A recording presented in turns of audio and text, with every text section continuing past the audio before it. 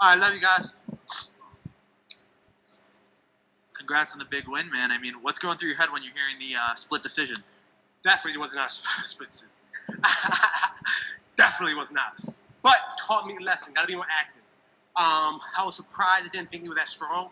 My main partners are welterweight and middleweight. I do that for a reason. So the fight, train hard and fight can be easy. I would never stop that type of mindset. Train hard, fight easy. People are grouped differently from a different background. But that was a very humbling fight. I did not expect everything I saw in the cage in Piccolotti. And again, it was a humbling fight. Why? Because it was a fight out of humility.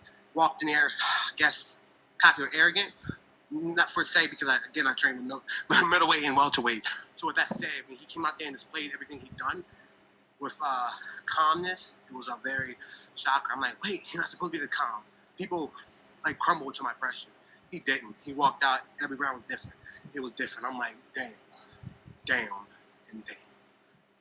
What does that do to your mentality when you're expecting this not to go all the way and you're expecting to finish him? Looked at Coach Mike. I'm like, what can we do next? Because I got to start finishing. I had the ability to finish. I saw a couple times where I could have finished, but body was like, striking was good. My durability was good. Setup was spectacular. Again, hats off to Piccolotti. He capitalized on all of them and displayed the performance. Big shout out to you, big dog. Thank you, Piccolotti. Thank you. And I mean, what's it like to train under a coach like Mike Brown? It's a blessing. It was more so the knowledge. Yeah, that's it. It's a blessing. Nothing can superior to a blessing. No man can bless another person, only God could. So again, it's a blessing. It wasn't luck. Luck is for them. You're blessed. You don't need it. A lot of transitions in that fight, a lot of back and forth, momentum on the ground. I mean, how grueling was that? Was that a difficult fight for you? No. Not at all? No. And, was there anything that surprised you from him? His performance, his meekness, his calm, everything. I was very surprised. Like I said, I trained with welterweight and middleweight. And, I did not expect him to hold up how he held up. Definitely I had that was my first split decision. It wasn't a split decision, but that was the first one that was like, split decision, 49, 48, somebody. And somebody that don't know what they're talking about, 29, 20, whatever, blah, blah, blah. Somebody that don't know what they're talking about. And thank God the other one, but maybe because I'm not that good looking. They're like, I'm going to go for the pretty boy in this one. But Ray Charles could have saw that. Like he could have, but it was like I said, a humbling decision. Can't let it go to the distance. I hate that. And when I do let it go to the distance, got to be dominant performance. Oh, you know what I mean? Got to be dominant. That was my first humbling split decision, and got to do more. Definitely wanted to, but he was just too strong. He was like, wait, maybe they got to talk to nutrition. Weight cut was 5 weeks. We're in quarantine. 2 days to cut weight. You do the math. Made it done because why? I'm a gangster. And how much of a added bonus is it that you're coming off of a loss to? Obviously, the pandemic, you weren't able to kind of get back in the win column. So how much was that a relief for you to go in there, get back, get some momentum back, and now you have the opportunity in your next fight to go on a streak? Very, very good. At the end of the day, I know Piccolotti was a champion. He doesn't have the belt, but he definitely can be a lot of people have the belt. So I knew this was going to be a different fight. Michael Chandler obviously got the best of me the last one. Before he goes back, I definitely want to give another try. I definitely got to keep my weight low. I have an eating disorder, called like seafood. I see it, I eat it. That's a real disorder. I like to eat, like to celebrate. I like to eat a lot. I was streaming a lot. Big shout out to my nutritionist. He hates me. I hate him too. But we make it work. But food is my only enemy. Not my opponent, food, myself. When I look in the mirror and see that ugly mug, like I'm a contradicting individual. I'm ugly, but I'm pretty. You know what I mean? I'm broke, but I'm rich and blessed in so many ways. I'm just very, very contradicting, but I make up for it in all of the spectacular ways. Only God can touch me. Like I said, it was a very humbling fight. Taught me a lot, and I'm gonna capitalize on it. Definitely gotta look in the kitchen, work on my nutrition. Can't be cutting weight like this,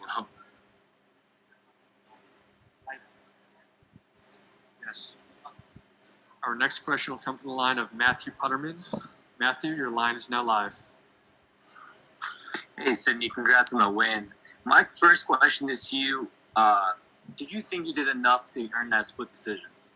Say that again, boss. I can't hear you. Did you think you did enough to earn that decision? Yes, more than enough. I can tell you how. Because That's if nice. people, if any, And my if next question. Hello. Yeah, I can hear you. I said I did more than enough, and if you want, I can tell you how. Of course. Controlled. I didn't strike. He was throwing punches he was throwing punches. It was like touch punches, as you saw. None of them put me out. None of them put me down. None of them affect me. Controlled it. I decided where it was going to go and how it was going to go. And when I was taken down, I obviously just displayed control through the whole time. Yeah. Our next question will come from the line of Rodney James Edgar. Rodney, Yes. your line is now live.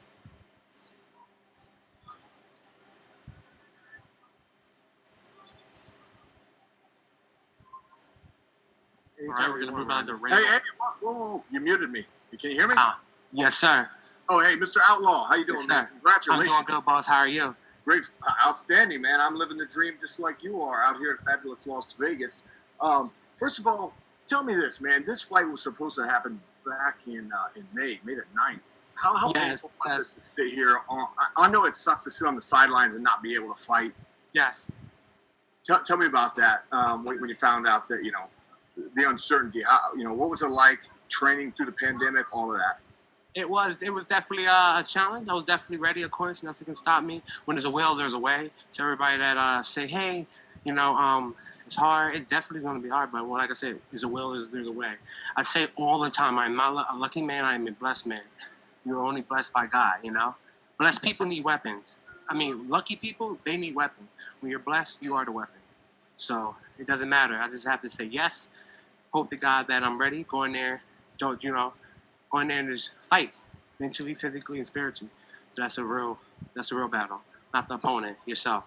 Well, I heard somewhere that your alma mater was the School of Pain. Your head coach is Jesus Christ. I like this guy.